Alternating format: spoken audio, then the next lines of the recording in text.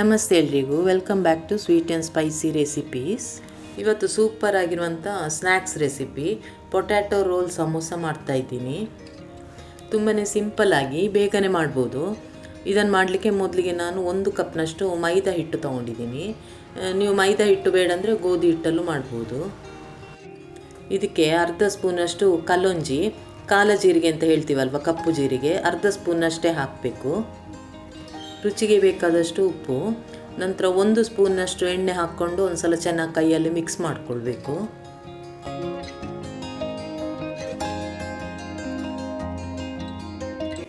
ನೋಡಿ, ಚೆನ್ನಾಗಿ ಒಂದು ಸಲ ಮಿಕ್ಸ್ ಮಾಡಿದ ನಂತರ ಸ್ವಲ್ಪ ನೀರು ಹಾಕಿ ಹಿಟ್ಟು ಕಲಿಸ್ಕೊಳ್ಬೇಕು. ನಮಗೆ ಇಲ್ಲಿ ಗಟ್ಟಿಯಾದ ಹಿಟ್ಟು ಬೇಕು, ಪೂರಿ ಹಿಟ್ಟಿನ ಹದಕ್ಕೆ ಕಲಿಸ್ಕೊಳ್ಬೇಕಾಗತ್ತೆ. ನೋಡಿ, ಈ ರೀತಿ ಚೆನ್ನಾಗಿ ನಾದ್ಕೊಂಡು ಗಟ್ಟಿಯಾದ ಹಿಟ್ಟು ರೆಡಿ ಮಾಡಿದ ನಂತರ ಒಂದು 10 ನಿಮಿಷ ಇದನ್ನು ಹಾಗೆ ಇಡೋಣ. ನಾವು ಸ್ಟಫಿಂಗ್ ರೆಡಿ ಮಾಡ್ಕೊಳ್ಬೇಕು. ಅಷ್ಟರಲ್ಲಿ ಸ್ಟಫಿಂಗ್ ನೋಡಿ 4 ಆಲೂಗಡ್ಡೆ ನಾನು ಬೇಯಿಸಿ ಇಟ್ಕೊಂಡಿದ್ದೆ. ಇದನ್ನು ಚೆನ್ನಾಗಿ ಈ ರೀತಿ ಮ್ಯಾಶ್ ಮಾಡಬೇಕು. ಯಾವುದೇ ಗಂಟುಗಳಿಲ್ದಾಗೆ ಮ್ಯಾಶ್ ಮಾಡಬೇಕು. ನೀವಿಲ್ಲ ಅಂದರೆ ಗ್ರೇಟರಲ್ಲಿ ತುರಿಬೋದು. ನೋಡಿ, ಈ ರೀತಿ ಚೆನ್ನಾಗಿ ಮ್ಯಾಶ್ ಮಾಡಿದ ನಂತರ 1 ಈರುಳ್ಳಿಯನ್ನು ಚಿಕ್ಕದಾಗಿ ಕಟ್ ಮಾಡಿ ಸೇರಿಸ್ಕೊಳ್ಬೇಕು. ಈರುಳ್ಳಿ ಸೇರಿಸಿದ ನಂತರ 1 ಸ್ಪೂನಷ್ಟು ಶುಂಠಿಯನ್ನು ತುರಿದು ಸೇರಿಸ್ತಾ ಇದ್ದೇನೆ. ನಂತರ 5 ಎಸಳು ಬೆಳ್ಳುಳ್ಳಿಯನ್ನು ತುರಿದು ಅಥವಾ ಜಜ್ಜಿ ಸೇರಿಸ್ಕೊಳ್ಬೋದು. 2 ಹಸಿಮೆಣಸು ನೋಡಿ ಈ ರೀತಿ ಚಿಕ್ಕದಾಗಿ ಕಟ್ ಮಾಡಿ ಸೇರಿಸ್ಕೊಳ್ಳಿ. ಅರ್ಧ ಸ್ಪೂನಷ್ಟು ಚಿಲ್ಲಿ ಫ್ಲೇಕ್ಸ್, ಅರ್ಧ ಸ್ಪೂನಷ್ಟು ಚಿಲ್ಲಿ ಪೌಡರ್, ನಂತರ ಅರ್ಧ ಸ್ಪೂನಷ್ಟು ಜೀರಾ ಪೌಡರ್, ನಂತರ 1/4 ಸ್ಪೂನಷ್ಟು ಚಾಟ್ ಮಸಾಲ ಪೌಡರನ್ನು ಸೇರಿಸ್ಕೊಳ್ಬೇಕು.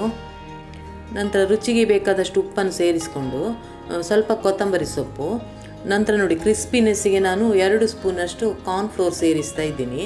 ನೀವು ಕಾರ್ನ್ಫ್ಲೋರ್ ಇಲ್ಲಾಂದರೆ ಅಕ್ಕಿ ಹಿಟ್ಟನ್ನು ಸಹ ಸೇರಿಸ್ಕೊಳ್ಬೋದು. ನಂತರ ನೋಡಿ ಕೈಯಲ್ಲಿ ಒಂದು ಸಲ ಚೆನ್ನಾಗಿ ಮಿಕ್ಸ್ ಮಾಡ್ಕೊಳ್ಬೇಕು. ನೋಡಿ, ಈ ರೀತಿ ಮ್ಯಾಶ್ ಮಾಡಿಕೊಂಡೇ ಮಿಕ್ಸ್ ಮಾಡ್ಕೊಳ್ಳಿ, ಯಾಕಂದರೆ ನಮಗೆ ಉಂಡೆ ಮಾಡಲಿಕ್ಕೆ ಈಸಿ ಆಗುತ್ತೆ ಇದು. ನಂತರ ಅಂಗೈಗೆ ಸ್ವಲ್ಪ ಎಣ್ಣೆ ಉಜ್ಕೊಂಡು ಸ್ವಲ್ಪ ಹಿಟ್ಟು ತೊಗೊಂಡು ನೋಡಿ ಓವಲ್ ಶೇಪಲ್ಲಿ ನಾನು ಉಂಡೆ ಮಾಡ್ತಾ ಇದ್ದೀನಿ.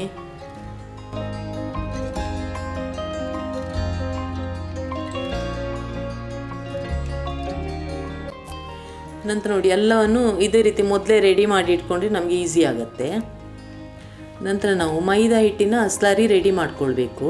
ಅದಕ್ಕೆ ತಟ್ಟೆಗೆ 2 ಸ್ಪೂನಷ್ಟು ಮೈದಾ ಹಿಟ್ಟು ಹಾಕಿ ಸ್ವಲ್ಪ ನೀರು ಹಾಕಿ ಮೊದಲೇ ಸ್ಲರಿ ರೆಡಿ ಮಾಡಿ ಇಟ್ಕೊಳ್ತಾ ಇದ್ದೀನಿ.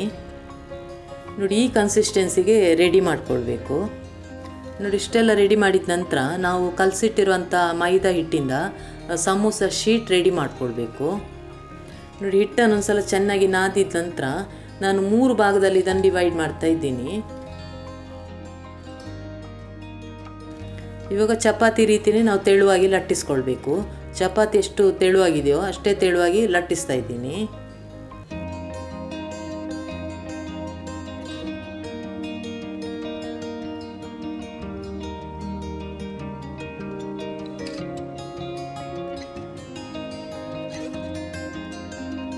ನಂತರ ನೋಡಿ, 1 ಎಡ್ಜಲ್ಲಿ ಈ ರೀತಿ ಸ್ಟ್ರೈಟಾಗಿ ಕಟ್ ಮಾಡ್ಕೊಳ್ಬೇಕು. ನಂತರ ನಾವು ರೆಡಿ ಮಾಡಿಟ್ಟಿರುವಂಥ ಸ್ಟಫಿಂಗ್ ಏನಿದೆ ನೋಡಿ, ಅದನ್ನಿಟ್ಟು ಅದರ ಲೆವೆಲಿಗೆ ಸ್ಟ್ರೈಟಾಗಿ ಕಟ್ ಮಾಡ್ತಾ ಇದ್ದೀನಿ. ನೋಡಿ, ಅದೇ ರೀತಿ ಒಂದು ಶೀಟ್ನಲ್ಲಿ ಎಷ್ಟಾಗುತ್ತೋ ಅಷ್ಟನ್ನು ಈ ರೀತಿ ರೆಡಿ ಮಾಡ್ಕೊಳ್ಬೇಕು.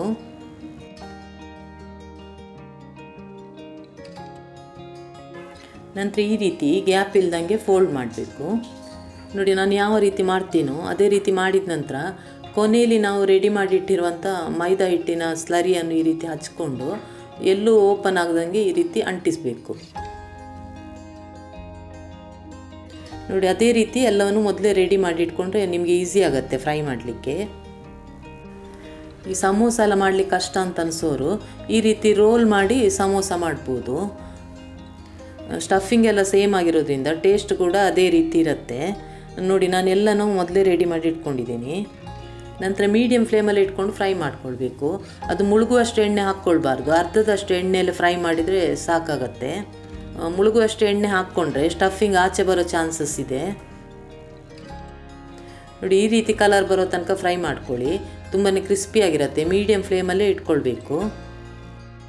ನೋಡಿ, ಡಿಫ್ರೆಂಟ್ ಆಗಿರುವಂಥ ಸ್ನ್ಯಾಕ್ಸ್ ಆಲೂ ರೋಲ್ ಸಮೋಸ ರೆಡಿ ಆಯಿತು. ಇದನ್ನು ನೀವು ಟೊಮೆಟೊ ಸಾಸ್ ಜೊತೆ ಟೇಸ್ಟ್ ಮಾಡ್ಬೋದು, ಇಲ್ಲಾಂದರೆ ಹಾಗೇನೂ ತಿನ್ನೋದಕ್ಕೂ ಚೆನ್ನಾಗಿರುತ್ತೆ. ಸ್ನ್ಯಾಕ್ಸ್ ಇಷ್ಟಪಡೋರು ಖಂಡಿತ ಇದನ್ನೊಮ್ಮೆ ಟ್ರೈ ಮಾಡಿ ನೋಡಿ. ಈ ರೆಸಿಪಿ ನಿಮಗೆ ಇಷ್ಟ ಆದರೆ ಒಂದು ಲೈಕ್ ಕೊಡಿ. ಸಾಧ್ಯವಾದಷ್ಟು ಎಲ್ಲರ ಜೊತೆ ಶೇರ್ ಮಾಡಿ. ಹೊಸ ರೆಸಿಪಿ ಜೊತೆ ಇನ್ನೊಂದು ವಿಡಿಯೋದಲ್ಲಿ ಸಿಗ್ತೀನಿ. Thanks for watching.